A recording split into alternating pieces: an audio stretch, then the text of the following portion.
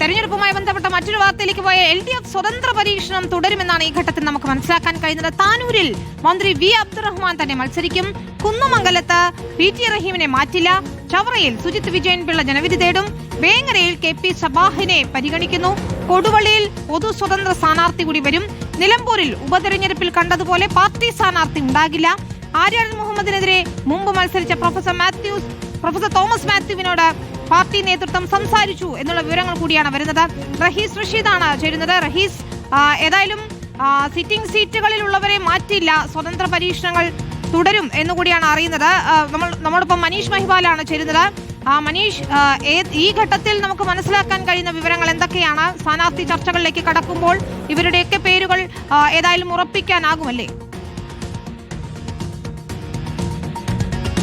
വിനീത, കഴിഞ്ഞ തെരഞ്ഞെടുപ്പിൽ ഇടതുപക്ഷം പരീക്ഷിച്ച് വിജയിച്ചതാണ് ഇടത് സ്വതന്ത്രരെ നിർത്തുക എന്നുള്ള ഒരു രീതി, ആ ഒരു സ്ട്രാറ്റജി.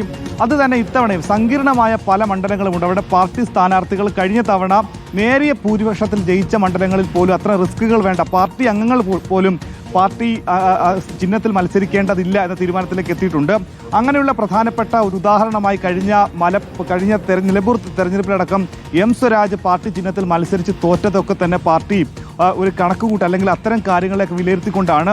മലബാറിലാണ് പ്രധാനമായും LDF സ്വതന്ത്ര നിർത്താം എന്നൊരു ആലോചന വരുന്നത്. പക്ഷേ മലബാറിലല്ലാതെ മറ്റൊരു മണ്ഡലം ചവറയാണ്. അവിടെ ഷിബു ബേബി ജോണിനെ നേരിടാൻ ഇത്തവണയും അതേ സ്ഥാനാർത്ഥിയെ തന്നെ സുജിത് വിജയൻ പിള്ളയെ നേരത്തെ അച്ഛൻ വിജയൻ പിള്ള മുതൽ തന്നെ തോൽപ്പിച്ചു തുടങ്ങിയതാണ്. ഇത്തവണ മകൻ സുജിത് വിജയൻ പിള്ള തോൽപ്പിച്ചു. അങ്ങനെ മലബാറിൽ തുടങ്ങി മലബാർ അല്ലാതെ ചവറയിലാണ് ഒരു പരീക്ഷണം ഇത്തവണ നടത്താൻ തീരുമാനിക്കുന്നത്.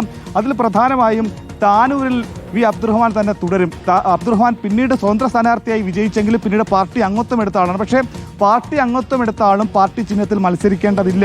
ഒപ്പം തന്നെ കുന്നമംഗലത്തും പരീക്ഷിച്ച് വിജയിച്ചാണ് PT റഹീമിനെ പിന്നീട് പാർട്ടി ടിക്കറ്റിലേക്ക് എത്തി പാർട്ടി മെമ്പർഷിപ്പ് ഉള്ളതാണ്. പക്ഷെ അപ്പോഴും പാർട്ടി സ്ഥാനാർത്ഥിയാകേണ്ടതില്ല, പൊതു സ്വതന്ത്രനെ തന്നെ പരിഗണിച്ചാൽ മതി എന്ന തീരുമാനത്തിലേക്ക് എത്തുന്നത് പൊതു സ്വതന്ത്രക്ക് ഒരു സ്വീകാര്യത ഉണ്ടതിൻ്റെ അടിസ്ഥാനത്തിലാണ്. ഒപ്പം തന്നെ കൊടുവള്ളിയിലും MK മുനീറിന്റെ സിറ്റിംഗ് സീറ്റാണ്. അവിടെയും നേരിടാൻ ഒരു പൊതു സ്വതന്ത്രനെ തന്നെ നേരിടാൻ തീരുമാനിക്കുന്നു. ഒപ്പം തന്നെ ഏറ്റവും പ്രധാനപ്പെട്ടത് ആര്യാടൻ ഷൗക്കത്തിനെ നേരിടാൻ ആര്യാടൻ ഷൗക്കത്തിന്റെ പിതാവ് ആര്യാടൻ മുഹമ്മദിനെതിരെ മത്സരിച്ച് ചെറിയ ഭൂരിപക്ഷത്തിൽ തോറ്റ പ്രൊഫസർ തോമസ് മാത്യുവിനോട് പാർട്ടി സംസാരിച്ചിട്ടുണ്ട്. അതുകൊണ്ട് തന്നെ മലബാറിലടക്കം പല മണ്ഡലങ്ങളിലും പാർട്ടി പരീക്ഷണം നടത്തുന്ന പൊതു സ്വതന്ത്രരെ ഈ രംഗത്തേക്ക് ഇറക്കിയാണ്. വിനീത, ശരി, ഏതായാലും സ്വതന്ത്ര പരീക്ഷണങ്ങൾ വിജയം കാണുന്നത് കൊണ്ട് തന്നെ അത്തരം പരീക്ഷണങ്ങൾക്ക് വീണ്ടും തയ്യാറാകുന്നു LDF എന്നതാണ് നമുക്ക് മനസ്സിലാക്കാൻ സാധിക്കുന്ന. മനീഷ് മഹിവാലാണ് വിശദാംശങ്ങൾ നൽകിയത്.